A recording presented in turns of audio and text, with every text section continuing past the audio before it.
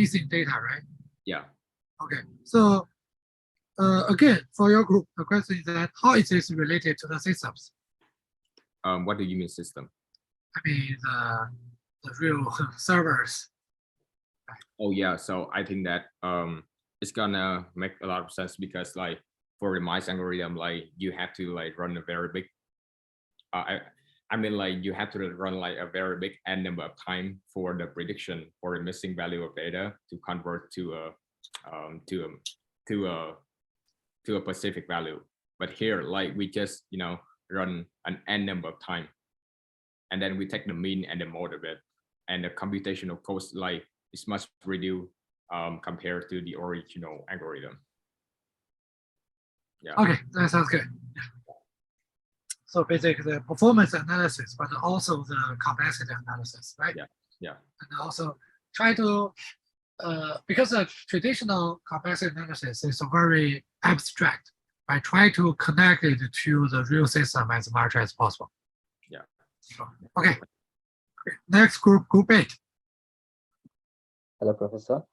I would like to share my screen. Yes. Yeah, thank you.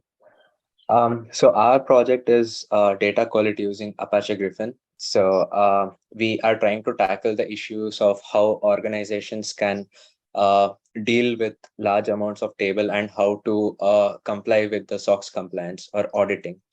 So we are introducing a tool called Apache Griffin, which performs the data quality checks, and it is an open source tool. And this can be actively used in organizations to reduce the time as this SOX compliance or auditing happens very frequently. And we are trying to reduce the time by introducing this tool in the pipeline. And since it is an open source tool, it's built around HDFS, and we identified certain issues with it. One during presentation, which we mentioned is HDFS is volatile. That is, if a Spark cluster where the jobs are running on, if all the metrics and the results of data quality check is written on HDFS, then when restacking or restart of the cluster happens, there is a risk of losing all the data. And organizations need to tackle this by taking a data backup whenever restacking happens. So considering all this, the proposal is that we are adding capability to have AWS S3 as a data source. How can we use AWS S3 itself as a database to store large amount of data and directly write the metrics or the result of data quality checks onto AWS S3, that is using S3 as a sink. And we will also have a Python script which actually automatically, once extract transform load ETL job is run, it will read the metrics which is written on AWS S3. It will, based on the rules, it will evaluate if there is any issue with the data quality checks, or if there is any inconsistency in the data pipeline, and it will alert the corresponding teams. So these are the three major contributions we'll be making, and our architecture will look something like this, where we are having AWS S3 as a data source, and the metrics will be returned to AWS S3. We will also have a script, a custom Python script, which will go through the metrics and generate email and send an alert to the team. This is basically improving the team efficiency, and also it is having a pipeline to have a data quality check. So our timeline is as proposed. We will have the Apache Griffin set up on the Spark cluster with HDFS, Hadoop, and Yarn. We will add support for AWS S3 as data source and sink. Then we will implement the script. So that's how our presentation will be. Okay, sounds good. Yeah, this is another good example. Yeah, I have no comments.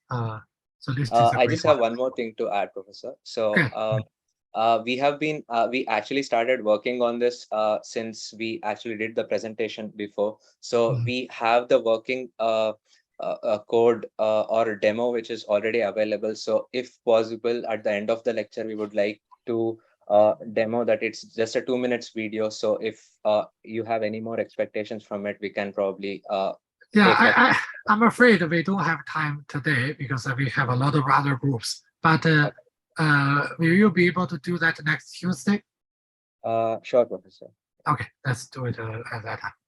Thank you so much. Yeah, thank you for offering that. Group 9. Hi, Professor. I'll be taking up the explanation today for Group 9. So our main aim is to do an analysis if there is a variance in big data systems on cloud. So as we know that many systems are moving towards the cloud, so the cloud performance is very important for big data systems also. So whenever so if there is a variance in the network, then the cloud performance might be compromised.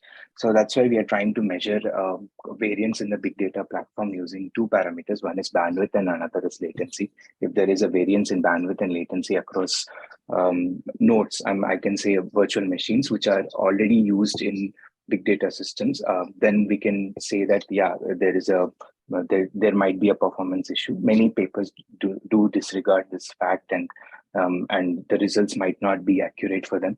So we are actually trying to implement a paper, which we have already discussed in the presentation. So the paper mainly focuses on three cloud platforms. One is AWS, HCP Cloud, and Google Cloud Platform.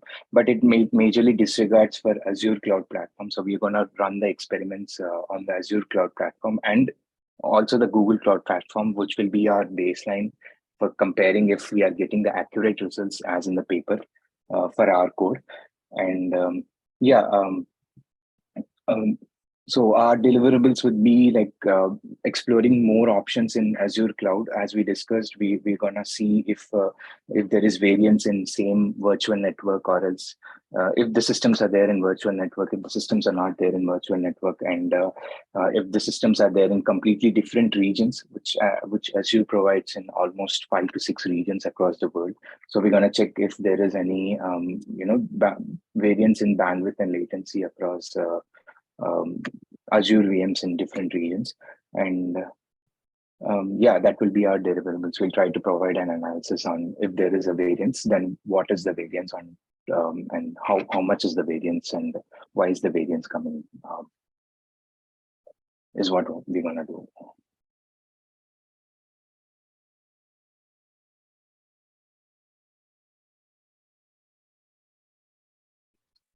Okay, great. So yeah, this is another project I think is in a good shape.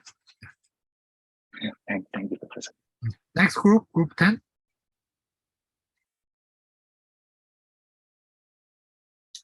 Anyone from Group 10? No? Okay. Group 11?